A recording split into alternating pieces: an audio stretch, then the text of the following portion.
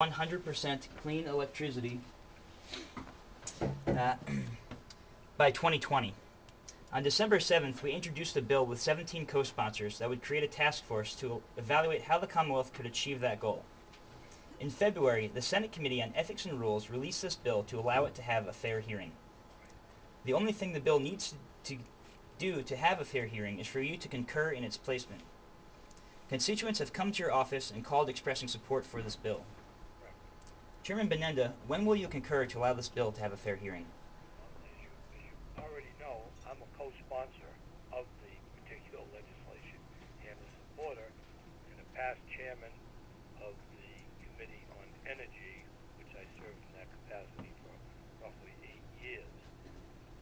First of all, I want to commend you and all the people that have come to my Worcester and Leicester office hours for the great lobbying work that you're doing.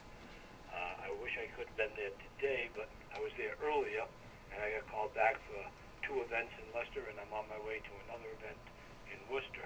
But I am waiting for word. We did the global warming bill last year, as you recall. Also, I'm very proud of my voting record for the environment, which stands at 88%, which is very high, as you can imagine. Chairman Smizek of the Climate Control Committee is very much aware of this legislation, and he and his research team are looking at it. And then we are waiting to, I have to then go to the members of the Rules Committee to get approval from the roughly 16, 17 members to concur with the Senate on this bill filed by, I think it was Representative Brownsberger. Is that correct? That is correct, and Senator Pacheco, the chair of the Global Warming Committee on the Senate side. Chairman Binienda, we definitely recognize that you are a leader in this movement, and we have really appreciated your support and know it is a long history of support for this issue. However, we also recognize that this bill was introduced in December, and that is a 5-page bill, and that the Senate Committee on Rules was able to release the bill in February, and you've had now 5 months to evaluate the bill. We don't really see how more evaluation is really going to yield any more fruitful knowledge, and we think that the best place for this bill to be evaluated is in the Telecommunications, Energy, and Utilities Committee, where people have the relevant expertise, not just Chairman Smizek, but all of the members of that committee. So I ask you again, sir, when will you release the bill to the Telecommunications Committee to allow our bill to have a fair hearing? I don't have a date certain of when that's going to happen, but I can assure you that it will happen. It's just a question. I just wanted to say, I filed a bill back in 1988, licensing of school bus drivers. You know when that bill was signed into law? 2008. 5 months. I haven't really had it for 5 months. I got it from the Senate, so I've had it since February, which would be March. About 2 months actually that I've had it. So it took me almost 20 years to get a piece of legislation through. So as you know, the legislature is not the Boston Marathon. It's not the fastest place in the world to get something done. But I am still waiting for remarks from a couple of the other chairs, and then we can make it. And also Representative Brownsberger, and also from the Speaker of the House. Once all of this comes together, Craig, I think it's something that we can either put it out or we can call for a refile. Well, sir, with all due respect, we understand that the legislative process does take time, but we also know that this is a very unique issue and that the clock is ticking against us. And with each passing day, the levels of carbon in the atmosphere go higher and higher and higher. And we don't believe that we can afford to wait.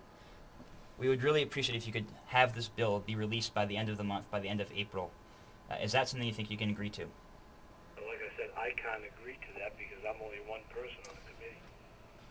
But, sir, I think you will agree that the Senate committee managed to release their version in February. And again, this is now April 22nd, sir, so that has been a very long period of time for your committee to evaluate it. As I said, it's not just my committee, Craig. It's 2 others. But you would agree, though, that the House Rules Committee has ultimate authority. We only need the House Rules Committee to concur for this bill to be released. You don't need other committees to concur for this bill to be released to the Congress. input from Representative Feingold and Representative Smisek. From my understanding, Representative Feingold, along with Chairman Morrissey, are ready for the bill to come to the Joint Telecommunications Committee. And Representative Smisek, if he has input to provide on the content of the bill, the best place to provide that content would be before the Telecommunications Committee when it's open on the hearing on the substance of the bill, which has that is the committee that has purview to evaluate the substance, and that's where Chairman Smisek's comments would best be directed. Do you agree? Well, I never speak for another person, so whatever Chairman Smisek wants to do. But him and I have been in constant communication on this docket. But There are parts of the bill, the global warming bill, that we haven't even had an attempt to even implement, and he's looking to get some of those in place before other activities would take place, whether it be for legislation or even in the form of a task force. But sir, I understand, and I'm actually also part of that implementation effort. I serve on the Global Warming Advisory Committee for the state of Massachusetts. But with all due respect, that Global Warming Advisory Committee is based upon outdated science. It's based upon the belief that we can continue emitting for a long period of time and not suffer consequences, whereas we already know that we have exceeded the safe level of carbon in the atmosphere, and we must as quickly as possible begin drawing carbon down from the atmosphere. I understand that you have to negotiate with Representative Smisek and with other people on your committee, but at the end of the day, sir, we can't negotiate with physics and with chemistry. These are very hard laws whose precedents date back far longer than the laws of Massachusetts.